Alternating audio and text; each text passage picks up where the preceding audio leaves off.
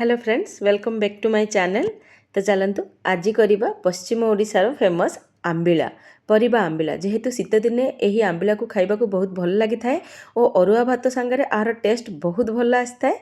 तो आपको थरे ट्राए करके देखंतु। तो चलतु आउ डेरी न करिक वीडियोटी को स्टार्ट करवा। एठी गोटे हांडी को मु गरम करी नेछि, सेइथिरे मु 2 ग्लास पानी दउची, 2 रु 3 ग्लास पानी दउची। पानी को संपूर्ण गरम हेबा को छाड़ी देबा। तापर एठी काटी रखिथिबा बोईतालु, किछि कंधमूल, किछि मूला और तापरे काटी रखिथिबा किछि सारू को दे दउची मु एठी। तो ताकू संपूर्ण रूपे बॉईल करने को छाड़ी देबा। तापरे आकु कवर करके 5 मिनट स्लो फ्लेम रे बॉईल करिबा। देखंतु 5 मिनट परे मु एठी रखिथिबा गोटे गिन्नारे 1 इंच तेंतुली नेइची। तापरे मु सेइथरु ही गरम पानी देकी आकु टिके 2 मिनट भिजिबा पई छाड़ी देबा, कारण गरम पानी द्वारा तेंतुली शीघ्र तार पल्प रिलीज कर देबो। तो तापरे देखंतु एठी मु काटी रखिथिबा 2टी बड़ टमाट नेइची और स्वाद अनुसार लूण और किछि हळदी और तापरे किछि लंका गुंड देकी आकु भल भाबरे मिसेई देबा। मन रखिबे आपण जदि तेंतुली देबाकू चाहू नाहंती ताहले 2टी टमाटो बदल रे आउ 2टी टमाटो ऐड करिवे, कारण खटार मेन इनग्रेडिएंट ही खट्टा बा तेंतुली किंबा टमाटो। तो आपण जदि तेंतुली चाहिए संपूर्ण स्किप कर पारिबे।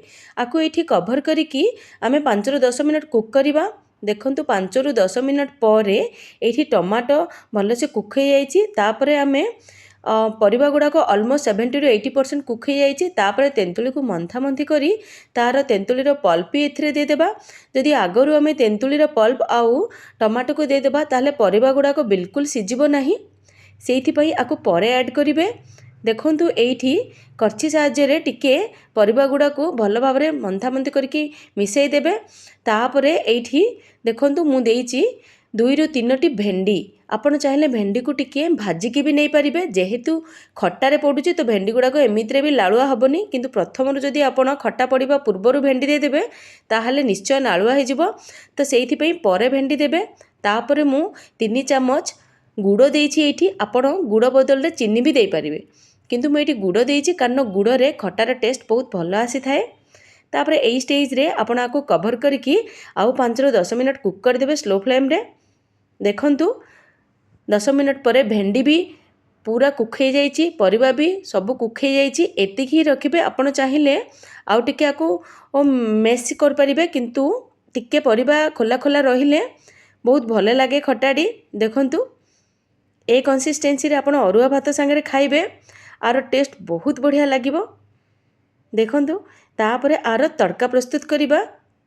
तड़कारे मु नेइछि एठी 2 चम्मच तेल को संपूर्ण गरम होगा को देबे। तापरे नेबे सोरिष को भी टिके फुटिबा को छाड़िबे। तापरे नेबे सौंफ बा पानमधुरी, किछि मेथी नेबे, किछि सेगुडा को संपूर्ण फुटिला परे सेथिरे आमे दे देबा काटिकी रखिथिबा 2 रु 3टी कंचा लंका, तापरे किछि भृषंग पत्र। आकु आपण टिके तड़का देला परे एथिरे टिके हिंगु निश्चय देबे। हिंगु द्वारा आर फ्लेवर भी बढ़ी जिवो और डाइजेशन भी इम्प्रूव होबो। देखंतु तड़काडी भी प्रस्तुत हो गला। आकु नेकी आमे एबे खट्टारे दे देबा।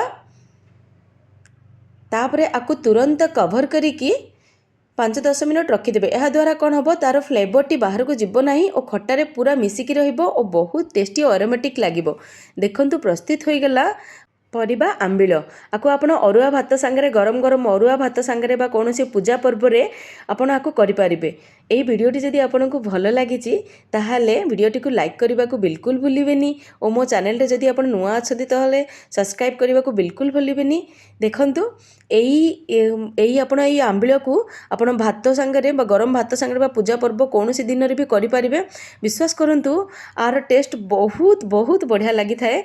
आपण थरे निश्चय ट्राई करिवे और मो सांगरे आपणकर एक्सपीरियंस शेयर करिवे। चलंतु रहुछि, पुणी भेटाबा नुआ वीडियो रे। बाय।